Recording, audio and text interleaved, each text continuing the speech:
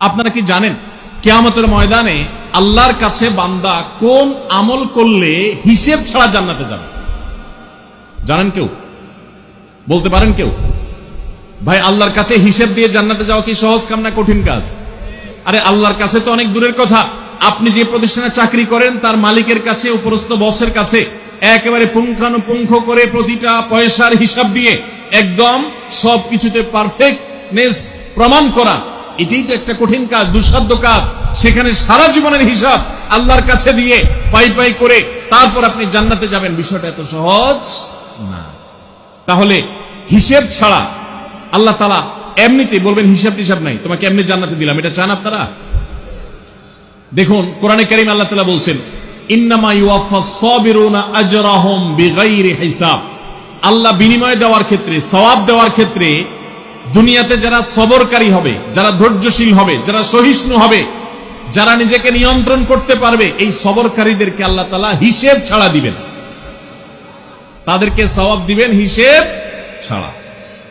তাহলে আপনি যখন আপনার কর্মস্থলে থাকবেন আপনাকে ধৈর্য ধারণ করতে হবে। আপনি যখন পাবলিক পরিবহনে উঠবেন আপনার মাথা ঠান্ডা রাখতে হবে। আপনি যখন আপনার বাসা বাড়িতে থাকবেন আপনার মাথা ঠান্ডা থাকতে হবে। মাথা গরম হয়ে যায় যাদের, হট মেজাজ যারা, কথায় কথায় মাথা গরম হয়ে যায়, ধৈর্যহীন হয়ে যায়, যেখানে সেখানে গন্ডগোল বাধায় দেয়, মারামারি বাধায় দেয়, ধৈর্য সহ্য বলতে কিছু নাই, এই লোকগুলো কিন্তু এই সৌভাগ্যবান মানুষদের কাতারে শামিল হতে পারবে না। ঠিক একইভাবে দাম্পত্য জীবনে সুখী হতে হলে সবর এবং শকর, এই দুইটা মূল মন্ত্রের কোনো বিকল্প পথ খোলা নেই। সেটা স্বামীর জন্য প্রযোজ্য, স্ত্রীর জন্য প্রযোজ্য।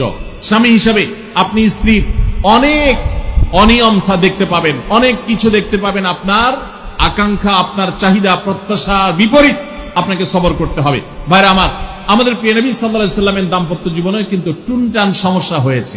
আপনারা মনে করতে পারেন নবী সাল্লাল্লাহু আলাইহি সাল্লামের ঘর, ওনার স্ত্রীগণ সাহাবী, তারা উম্মুল মুমিনিন আমাদের মা, এত মর্যাদাবান মানুষ তারা, তাদের আবার ঝামেলা হয়েছে। ভাই, দাম্পত্য জীবনে টুকটাক সমস্যা তাদেরও হয়েছে। প্রিয় নবী সাল্লাল্লাহু আলাইহি সাল্লাম নিজে একদিন বাসা ছেড়ে মসজিদে নববীতে এসে মন খারাপ করে বসেছিলেন, তিনি বাসায় যাচ্ছেন না, অভিমান করে। ওমর রাদিয়াল্লাহু তাআলা আনহু বিষয়টা বুঝতে পেরে, তার মেয়ে যেহেতু নবী সাল্লাল্লাহু আলাইহি সাল্লামের স্ত্রী, তিনি সেখানে গিয়ে ভেতরে প্রবেশ করে তার সাথে কথা বলে তথ্য উদ্ঘাটন করে সেটা মিটমাট করার ব্যবস্থা করেছেন। স্বয়ং নবী করিম সাল্লাল্লাহু আলাইহি সাল্লামের জামাতা, ইসলামের চতুর্থ খলিফা আলী রাদিয়াল্লাহু তাআলা আনহু, তার মতে এত মর্যাদাবান মানুষ, তার ঘরে স্ত্রী হিসাবে আছেন কে? মুহাম্মদ সাল্লাল্লাহু আলাইহি সাল্লামের মেয়ে, জান্নাতে নারীদের সর্দার ফাতিমা রাদিয়াল্লাহু তাআলা আনহা। এত বড় মানুষ তারা, স্বামী স্ত্রী দুইজন, দুই দিককার নেতৃত্বে